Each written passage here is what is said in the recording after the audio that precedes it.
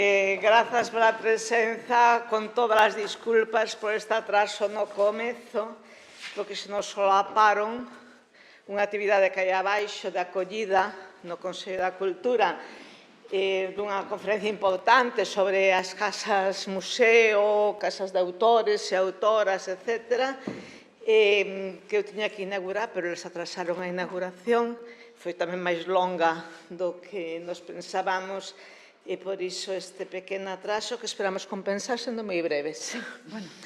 Ese é un encontro anual do CEDIF de pioneiros e andainas que organiza antes a sección, a Comisión de Xénero no seu día, que logo foi evolucionando e agora adquiriu o corpo de ser o Centro de Documentación e Igualdade de Feminismos do Consello da Cultura Galega, que coordina Carme Adán, tamén é a coordinadora da xornada de hoxe. Por lo tanto, comezou polos agradecementos tanto pola vosa presencia como os que nos seguen, nos seguirán a través tamén de internet, a Elena Ferro por aceptar. Por aceptar compartir todo o día connosco, tamén a todas as relatores e relatoras, sobre todo, que van participar na xornada de hoxe, e a Carme Adán pola coordinación de toda a xornada e a todo o equipo que rodea tamén desde a Comisión e desde o CEDIF esta xornada. Unha longa serie que comezamos en 2009 con Xoana Torres e que nos foi traendo mulleres que foron pioneiras, que son pioneiras, é unha homenaxe en vida, en distintos campos. Temos unha arquitecta, unha compositora, unha xornalista, unha oceanógrafa, fomos cambiando, e este ano, que vos vou dicir? Xa sabedes a quen temos aquí diante, en todo caso, ao longo do día iremos degrañando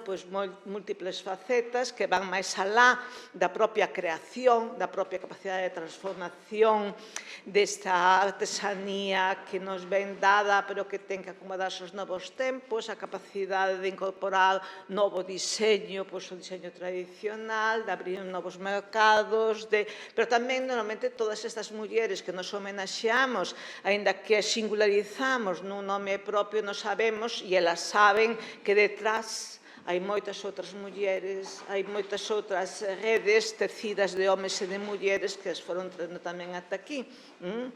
O que pretendemos, singularizando nela, facer unha homenaxe a un colectivo moito máis amplo. Esperamos que, Elena, que disfrutes do día, feito con todo o cariño, con moitísimo respeto, con moitísima admiración, e co desexo dunha longuísima vida dedicada á creación e sobre a pel. Doy a palabra a Carmen.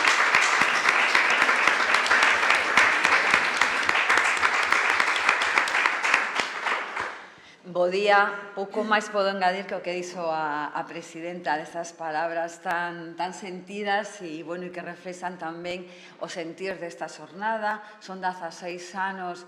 facéndoa, 15, porque o ano da COVID tivemos que facer unha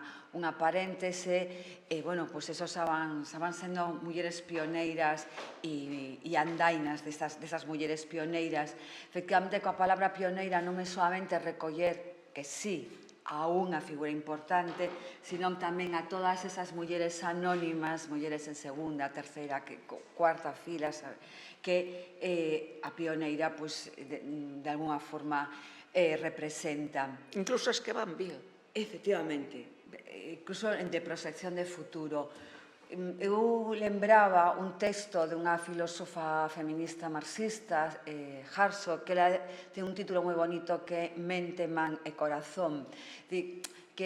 tradicionalmente sempre nos fixeron creer que a arte, que a filosofía, que o importante é da mente, e se esqueceu o importante que son as mans e que son o corazón na transformación da realidade e na creación, en un sentido pleno da palabra creación. Por iso que estas tres palabras reflicten o sentir do que é para nós o que é Elena Ferro, que, a mí me emociona esta xornada, porque, sabe, Elena, o respeto que lle temos, o cariño, e o importante que é realmente para mostrar que non existe, non sei, antes falábamos aldea, cidade, ou que estamos transformando os marcos do que foi unha Galiza para proxectala no futuro. Eu vou a ler un pequeno texto que tedes aí na cartografía, pero que, como me invade un pouco a emoción, quero que intentei nestas palabras recoller o que consideramos, o que considero que Elena Ferro e por que esta homenaxe que tamén é para poñer en valor a todas as mozas que están chegando e que están transformando o concepto mesmo da artesanía, que debería ser igual, iso aí para as que sabedes, considerada arte. Ser zoqueira, crear, traballar coas mans, ver arte na pel, na madeira, nos elementos da natureza, desfrutar dun obradoiro, gozar co agro, cos traballos de sempre, enfrontarse aos roles de xénero impostos, darlles aos zocos unha nova vida para o século XXI, desde Merza, desde o corazón de Galicia interior, onde as corredoras teñen lama e os carballos coidan da vida, desde a tradición ata as pasarelas de moda de todo o mundo. Elena Ferro leva os zocos que as nosas avoas calzaron para mostrar que a beleza está na mirada. Aqueles que noutro tempo foron sinónimo de pobreza, hoxe son a metáfora da dignidade da nosa herdanza, dos oficios que nos deron de comer, que impediron que os nosos pés se enchoupasen coa auga dos regatos. Muller comprometida coa terra, muller feminista e disidente, abriu moitos camiños para recorrer, para recoñecer a artesanía e os oficios galegos, sempre dende unha creatividade constante que busca deixar pegada no futuro, nun mundo de tempos líquidos e baixo o imperio da obsolescencia dos obxetos, traballar a pel e a madeira fálanos de comunidade, de espazos e de momentos compartidos, fálanos de importancia das cousas que superan o instante para ser parte da nosa memoria. Contra a velocidade do efémero, as cousas duradeiras son revolucionarias. Unha obra consolidada, unha forza creativa que nos